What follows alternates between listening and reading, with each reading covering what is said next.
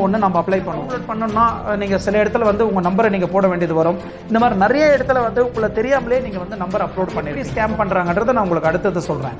அதுக்கப்புறம் நீங்கள் வந்து நீங்கள் நிறைய பேர் வந்து நைட் டைமில் வந்து யங்ஸ்டர்ஸ், எஸ்பெஷலி யங்ஸ்டர்ஸ் அவர் அங்கிள்ஸ் யாராக இருந்தாலும் பார்க்குறாங்க. இந்த செக்ஷுவல் சம்மந்தப்பட்ட நிறைய விஷயங்களை வந்து சர்ச் பண்ணி பார்க்கலாம். அம்மா பார்ப்பாங்களா, அப்பா பார்ப்பாங்களா, ஒய்ஃபு பார்ப்பாங்களா, தங்கச்சி பார்ப்பாங்களா, ஃப்ரெண்ட்ஸ் எல்லாம் பார்ப்பாங்களா அப்படின்றது ஒரு பயம், கியூரியாசிட்டி வந்து உங்களை மீறியே உங்களுக்கு வந்து. சைபர் கிரைமில் இருக்கிற ஒரு பெரிய அதிகாரி கூட இந்த மாதிரி ஒரு ஸ்கேமில் மாட்டியிருக்கிறாரு. ஓகேங்களா?